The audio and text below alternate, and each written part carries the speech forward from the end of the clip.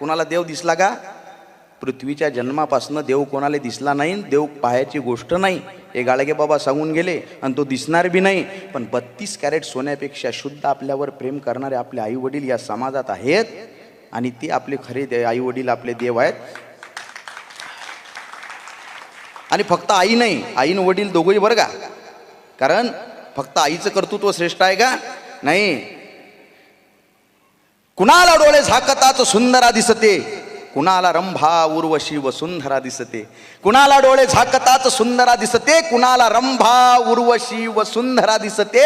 नव नाटकी जगास न जानो काय काय दिसते, मी डोळे झाकताच राबणारी माय दिसते. वाह, क्या बात. माया मायचं संसारिक ज्ञान बघत गेलो, त्यानं मनाचा अहंकार पुसत गेला. कधी कधी अहंकार व्हायचा. आपण भाषण करतो, व्याख्यान करतो, घरी गेलं की आमची आई म्हणायची, बाबू मुंगी होऊन साखर खाय, हत्ती होऊन लाकडं फोडू नको. त्यावेळेस संसाराच्या ज्ञानात माई आई मला PhD होल्डर वाटते. माया मायचं संसारिक ज्ञान बघत गेलो, त्यानं मनाचा अहंकार पुसत गेला आणि सतत चालणाऱ्या बापाच्या पायाच्या भेगाईत मला यशाचा मार्ग दिसत गेला.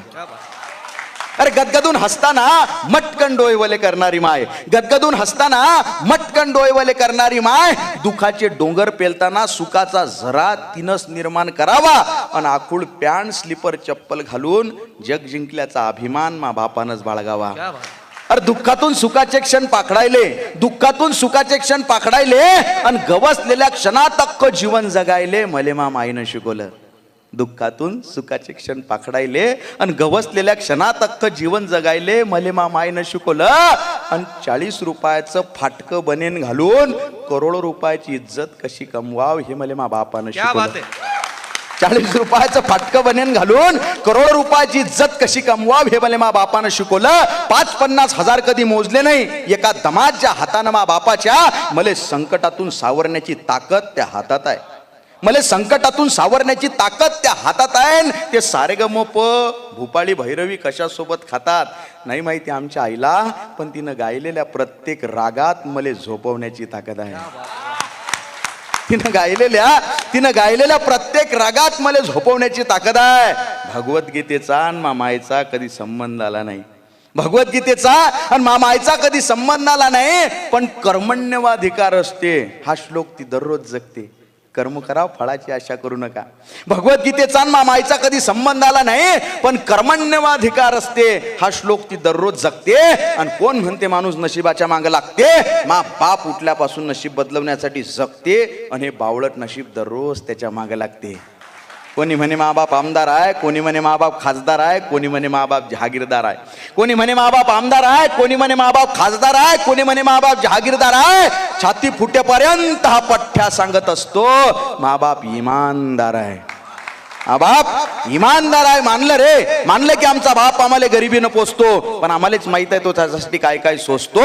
असतील लखोपती करोडपती लोक या जगात, पण हसून दाखवा आनंदात जसा मा बाप दुःखात हसतो. हसून दाखवा आनंदात जसा मा बाप दुःखात हसतो. कितीतरी सुंदर चेहरे हजारो नजारे पाहिले असतील काळवणलेल्या डोळ्यानं मा मायच्या, पण घमंड आहे मले की आजही माझा चेहरा तिला जगात सगळ्यात सुंदर दिसतो. भाऊ मातीचं घर, मातीचं अंगण, मातीची चूल, अख्खा आयुष्य मा माईनं मातीतच कालवलं. मातीचं घर, मातीचं अंगण, मातीची चूल, अख्खा आयुष्य मा माईनं मातीतच कालवलं. लोक म्हणती असतील बापाले की काय तो कमावलं. अरे कमावील कसा, अख्खा आयुष्य मा बापानं माणूस बनण्यातच घालवलं. शेवटी नामजप करायले, पूजा अर्चा करायले येळच नाही मा मायले. शेवटी नामजप करायले, पूजा अर्चा करायले येळच नाही मा मायले. तरी तिच्याच मनात मले खरा ईश्वराप्रती भाव दिसतो. आणि मंदिरात जाणं सोडलं रे मी बी, कारण उन्हानं काळवणलेल्या मा बापाच्या पाठीवरच मले संध्याकाळी देव दिसतो.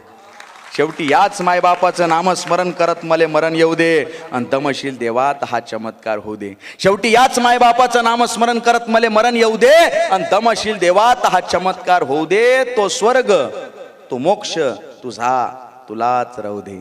तो स्वर्ग, तो मोक्ष तुझा तुलाच राहू दे. पुन्हा फक्त एकदा याच मायबापाच्या पोटी जन्म घेऊ दे. पुन्हा फक्त एकदा याच मायबापाच्या पोटी जन्म घेऊ दे. धन्यवाद.